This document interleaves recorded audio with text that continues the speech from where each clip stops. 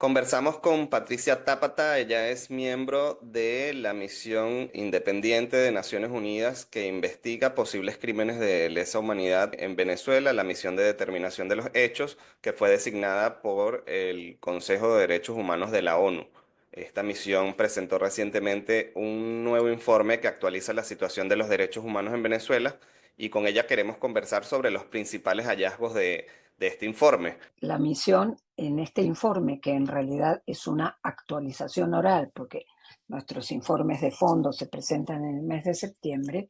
ha concluido que se sigue cometiendo en Venezuela el crimen de lesa humanidad de persecución fundado en razones y motivaciones políticas. Eh, a partir de esto, que es una constatación de continuidad que habíamos dicho en septiembre del 2024, que el gobierno bolivariano había reactivado la maquinaria represiva, lo que se constata es que continúan las detenciones arbitrarias, que se ha extendido un formato de extorsión a quienes tienen a sus familiares detenidos arbitrariamente y quieren hacer la denuncia. La presión, la extorsión consiste en señalar, es un formato muy conocido por los regímenes que aplican una modalidad autoritaria, de amenazar con que si los familiares formulan una denuncia ante las instancias correspondientes o difunden los hechos a nivel internacional, la suerte corrida por la persona que está en detención arbitraria será más aguda, más grave y quizás nunca puedan comunicarse, visitarlo, saber de él. Continúa el desconocimiento absoluto de las normas del debido proceso. No se han investigado las muertes producidas, que son numerosas, todas alrededor de este calendario electoral de distintos sucesos consistente en las protestas por parte de la población por desacuerdos con los resultados que no se corresponden de acuerdo a todas las fuentes internacionales, neutrales y mecanismos de vigilancia de todo tipo con los resultados que se han documentado a partir de mostrar las actas, y esto ha generado la continuación de detenciones, de muertes, señalar como muy importante que al menos 4 personas han perdido la vida mientras estaban en custodia del Estado. Por supuesto, no hay explicaciones eh, básicas, tampoco suficientes, si esto se debe, como es absolutamente presumible, a deterioros en la salud de quienes estaban privados de la libertad y ausencia de atención médica adecuada por parte de las autoridades. Una cuestión que me gustaría señalar también es el desconocimiento de los acuerdos de la Convención de Viena sobre las relaciones diplomáticas, como es sabido y ha sido señalado por varios estados en estas últimas sesiones del Consejo. Venezuela no ha hecho más que incumplir las obligaciones que tiene como parte de este acuerdo de 1963,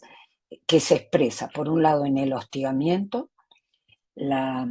obligación de reducir delegaciones de muchas sedes diplomáticas y en particular el problema que persiste y acaba de cumplir un año de la negativa a otorgar salvoconductos a las 6 personas, ahora solo 5, que están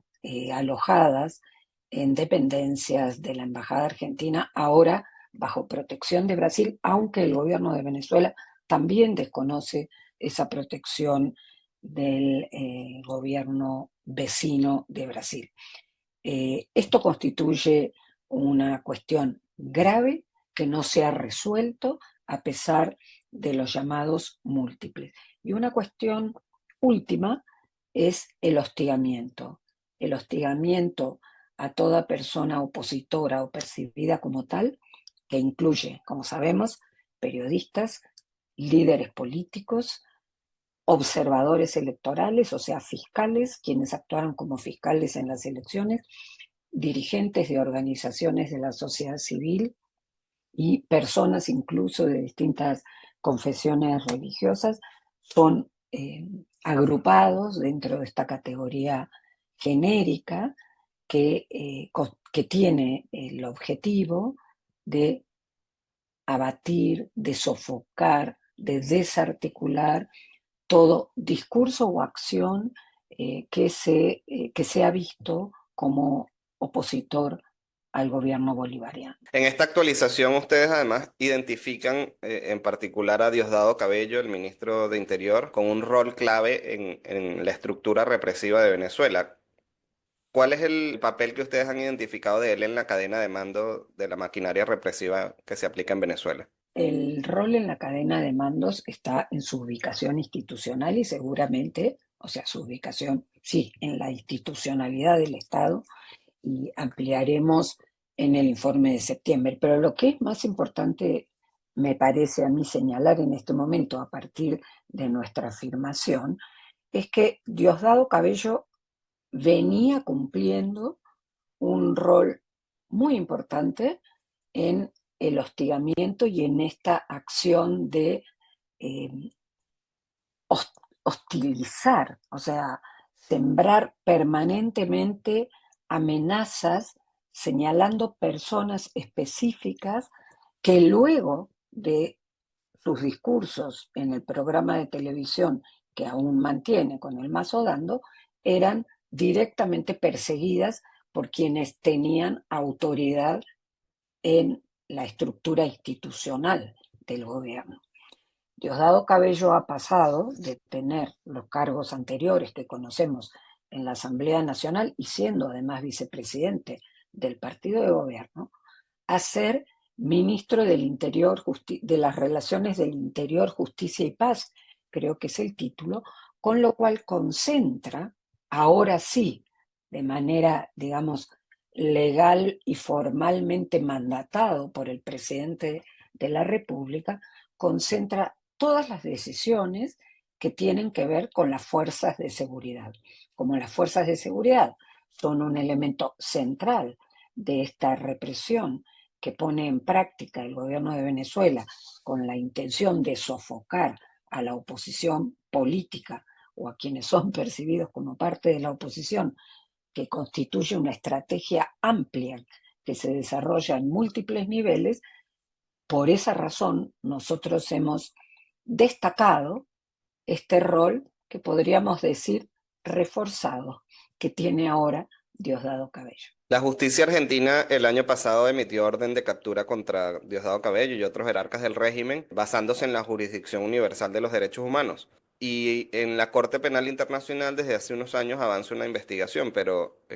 hasta ahora no hemos conocido que el fiscal Karim Khan haya solicitado alguna orden de captura. ¿Cree que este podría ser un paso importante, por lo menos en el caso de Diosdado Cabello, estando allí como cabeza de la maquinaria represiva, que la Corte Penal Internacional dé este paso? Todos los estados y también las personas que hemos realizado investigaciones sobre las gravísimas violaciones a derechos humanos en Venezuela, seguimos con atención los pasos de la Corte Penal. Los estados miembros del Estatuto de Roma me parece que prestan una atención especial y en todo caso, cuando se nos ha preguntado sobre cuál es el rol de la comunidad internacional o de qué manera se puede contribuir a que se lleve adelante la rendición de cuentas, que finalmente es el motivo por el cual se crean estos mecanismos especiales, nosotros hemos insistido en que pongan su atención y por supuesto dialoguen y señalen la importancia de que sucedan nuevos avances en el plano de del caso que tiene abierto la Corte. Ya son varios años, hay suficientes evidencias, el fiscal Karim Khan considerará que es lo que él necesita hacer aún, pero tiene múltiples fuentes, en el caso de la misión, con motivos razonables para creer que se está cometiendo en Venezuela varios crímenes que están todos bajo la jurisdicción de la Corte Penal Internacional. Al principio me habló que habían identificado un mecanismo de extorsión a los presos políticos, los perseguidos, y a sus familiares sobre todo, de que no denunciaran la situación porque podrían sufrir represalias aún más graves sus familiares que están detenidos. Han documentado justamente represalias contra personas que colaboran con la misión de determinación de hechos. Por un lado, es notorio, después de esta escalada que duró, o sea, viene desde fines del año 2023, pero se intensificó en el 2024 por este calendario electoral que mencioné antes, la misión ha percibido una renuencia creciente por temor, una dificultad para hablar con la misión y después solicitar no publicación de los hallazgos que nosotros habíamos recogido, etcétera, por este mecanismo de presión hacia los familiares, los abogados también, de que si inician acciones, por ejemplo, en el exterior, o denuncian o se relacionan con ONGs internacionales cuya función es justamente incidir en los estados, en los organismos internacionales, será aún, eh, digamos, será aún más firme, por ejemplo, la cerrazón para que las personas puedan tomar contacto y visitarlas. Teniendo en cuenta que el gobierno bolivariano ha instalado, ahora ya no como una excepción, sino como el uso habitual, el no respeto al debido proceso, creo que después podemos hablar, pero lo que sabemos de audiencias sin información previa, nadie goza de defensa privada de su elección, sino solo defensa oficial que se desconoce cuáles son las tareas que hace, no hay acceso a los expedientes, las audiencias se celebran en la noche de manera telemática y en muchísimos casos imposible de verificar si esto sucedió. A lo que se agrega, digamos, de inicio, el incumplimiento del plazo legal de que la persona privada de libertad sea presentada en audiencia. Entonces, al, a todas estas irregularidades graves que constituyen detención arbitraria y como la misión ha señalado, en muchos casos, desaparición forzada de corta duración, se ha agregado ahora esta directa presión sobre los familiares que ha mostrado una renuencia a denunciar los casos, describir lo ocurrido, porque se reciben mensajes literales de si usted hace esto, no tendrá esto otro. Interesante que destacó cómo se ha agravado la violación del derecho al debido proceso y el derecho a la defensa en el sistema judicial venezolano, siendo que Diosdado Cabello justamente presidía la comisión que designó Maduro hace unos años para reformar el sistema judicial, ¿no? Entonces, de alguna manera, Cabello no solo está en la cabeza del aparato represivo, sino quizás también mueve los hilos del Poder Judicial para a través de la justicia afianzar esta maquinaria represiva. En un muy detallado informe, en nuestro informe del año 2021, nosotros describimos el funcionamiento del aparato judicial y de cómo éste influía en el déficit de la institucionalidad democrática, digamos, del Estado. Eso, sin duda alguna, se ha agravado y lo que señalé en el comentario anterior es que se ha naturalizado, o sea, antes señalábamos los derechos que estaban siendo negados a las personas detenidas. Ahora, el formato que acompaña a cualquier privación de la libertad es habitualmente el que señalé. O sea, eso lo que era un creyendo de deterioro de condiciones se ha convertido ahora en el formato normal que utiliza el Poder Ejecutivo a través de las fuerzas de seguridad y las Fuerzas Armadas en la represión a todo rasgo, todo atisbo de discurso o acción de oposición. Quiero hablar de otro personaje porque en los últimos días también ha sido noticia que junto a Diosdado Cabello se mostró recibiendo a los migrantes venezolanos que han retornado al país deportados desde Estados Unidos y otros países centroamericanos. Estuvo el director de Asuntos Especiales de la DGCIM, Alexander Granco, que ustedes en informes pasados lo han identificado también con un rol importante en la maquinaria represiva. Si puede recordarnos cuál es el papel que ustedes han identificado de él y qué opinión le merece que él esté tomando este rol cada vez más protagónico, mostrándose flanqueando a Diosdado Cabello en este recibimiento a los migrantes. Bueno, no voy a emitir comentarios sobre este otro comportamiento. Nosotros hablamos en torno a lo que señala nuestro mandato. Lo que sí creo que hay que destacar que justamente a partir de la nueva asunción en el gobierno de Nicolás Maduro, hay algunos roles que como que se han reforzado, se han mostrado más establecidos y quizás desde la perspectiva de quienes investigamos y defendemos derechos humanos es interesante mencionar cómo este grave problema de, digamos, de legalidad en torno a las personas venezolanas que estaban en particular en Estados Unidos y tanto con los vuelos de retorno como con el envío de ellos al Salvador, y no vamos a hacer comentarios de este suceso que contiene cantidad de elementos que ustedes seguramente están analizando. Lo único bueno que encuentro es que las autoridades del gobierno de Venezuela han vuelto a consultar, parece, los tratados y los libros y han descubierto que hay muchos derechos que asisten a las personas que deben ser protegidas por los estados. Y entonces esto es básicamente sorprendente con la aplicación de estándares que ellos llevan adelante en el plano local.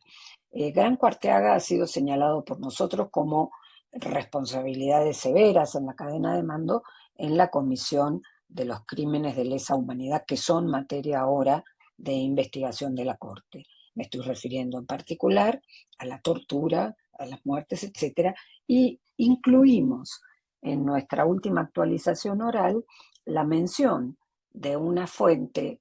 en el proceso que se lleva adelante en la justicia chilena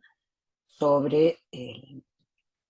la comisión de este crimen tan grave del teniente Ojeda. En ese caso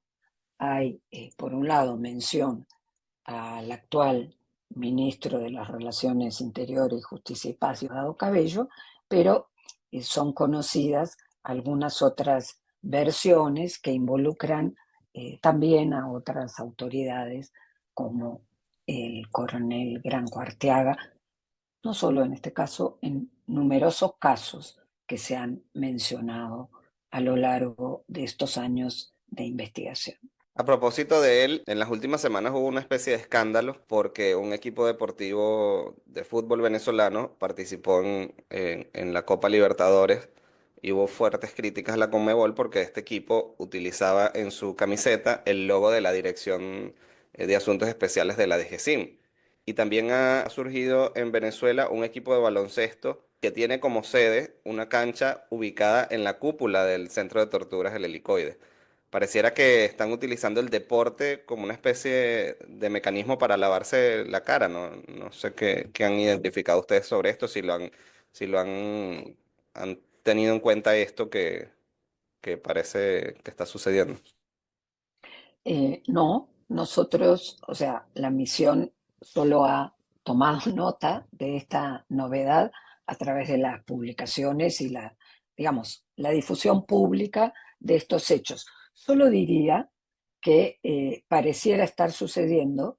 lo que sucede en otros países, pero en este caso tiene un componente tan grave como el que mencionas en el tema de la sede en, digamos, en el rooftop del helicoide. eh, yo diría que está ocurriendo lo que algunos formatos, por supuesto no los más deseables, de la política en muchos países ha reunido, que es un liderazgo político con una asociación con clubes de fútbol, es decir, líderes políticos que compran este, clubes y tienen, digamos, una presencia mayor y, por supuesto, la posibilidad de manejar su presencia en la opinión pública, pero no, ni soy experta en esto y solo soy una ciudadana que lee y observa este fenómeno en muchos otros países. Por supuesto, también puede avisorarse, y eso habrá que investigarlo, si al igual que ocurre en otros lugares, eh, la peor cara de estos clubes o estos grupos que apoyan en algunos casos a los clubes se asocia también con el lado más oscuro de la política. En todo caso, estas asociaciones en, en Venezuela están reforzando seguramente una ubicación en el escenario público y la posibilidad de tener mucho mayor impacto en la opinión pública, probando de entrar por diversos, digamos, diversos canales. Ya para ir cerrando, ¿qué reflexión hace de cuál debería ser el papel de la comunidad internacional para evitar que la situación de graves violaciones a los derechos humanos se normalice? El 10 de enero, Maduro logró permanecer en el poder por la fuerza y más allá de algunos casos puntuales, como el que mencionaba anteriormente de Argentina, con la justicia avanzando con el principio de jurisdicción universal. Jurisdicción universal. Sí, no ha habido por parte de la comunidad internacional mayor reacción, ¿no? Algunas sanciones que se impusieron, pero la Corte Penal Internacional todavía no avanza. El fiscal Karim Khan dijo en diciembre que se agotaba el tiempo de la complementariedad, pero ya van 4 meses de esa declaración. Entonces, ¿qué debería hacer la comunidad internacional para que esto no se normalice y no se perpetúe la violación de derechos humanos en Venezuela? Yo creo, y voy a ser quizás poco original, que la comunidad internacional tiene que persistir y no dar lugar, no abrir la puerta a lo que podría llamarse el cansancio por una situación que no solo no se modifica, sino que, como has dicho, se cristalizó en una, digamos, en una escena que no era no solo la que se esperaba, sino la que no queríamos ver, porque fue manifiesto, perdón, el desconocimiento del resultado electoral. Luego de esto, los países tienen aún un montón de mecanismos a través de su presencia en Caracas, lo que, por supuesto, está otra vez siempre con la espada de Damocles de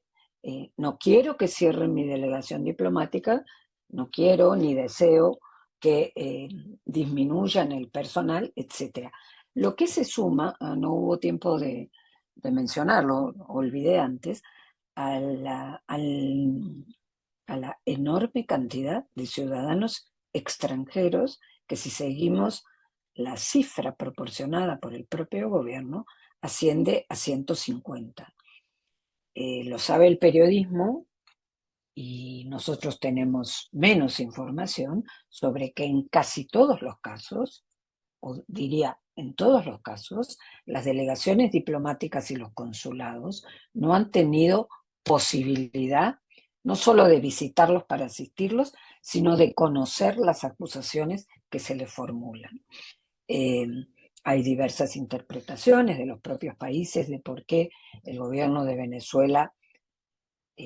apunta o tiene como objetivo la captura de personas que no cumplen necesariamente un rol específico en otros países, pero ese es el hecho. Entonces, yo diría que la comunidad internacional, por un lado, tiene que poner el énfasis en el accountability, pero además tiene que ser consciente de que este cierre, esta aridez del espacio cívico, está provocando la huida, o sea, está obligando a los líderes sociales y de organizaciones de la sociedad civil a salir al exterior, y entonces ahí la comunidad internacional tiene que brindarles protección, otorgarles asilo si así lo solicitan, y sobre todo estar más cercanos a una realidad que con las últimas medidas conocidas por todos va a ser, va a tener un efecto directo en el financiamiento del trabajo de la sociedad civil. La comunidad internacional tiene que ser corresponsable del trabajo de las organizaciones de la sociedad civil, no solo porque son indispensables para sostener una vigilancia sobre la violación a los derechos humanos, sino porque han sido también una fuente importante de contacto y de conocimiento para esos estados que ahora tienen que cumplir un rol. Para cerrar, usted es argentina y recientemente en el 24 de marzo se conmemoró, perdón, el Día de la Memoria. Y quería una reflexión de su parte sobre cuán importante es la memoria histórica a la hora de que Venezuela le toque reconstruir la democracia. Bueno, la memoria tiene un rol crucial en la configuración de las sociedades, y la memoria es frágil, la memoria es cambiada, sustituida a veces de acuerdo a las circunstancias políticas. Entonces, siempre he pensado que tanto el esfuerzo de las organizaciones no gubernamentales de Venezuela, que han trabajado tan seriamente por tantos años, y los propios informes de los mecanismos especiales, como la misión a la que pertenezco, pero de tantos otros que han actuado y han informado sobre Venezuela, serán un insumo central para que cuando la democracia, cuando los mecanismos normales de protección de los ciudadanos venezolanos sean otra vez posibles, se pueda tejer, alimentar, nutrir un relato que permitirá pensar en un futuro donde la institucionalidad democrática sea de verdad eh, una, una serie de mecanismos que protejan a los venezolanos, que les permitan construir un futuro y sobre todo les permitan retomar cuanto antes los planes de vida que cada uno de ellos tenía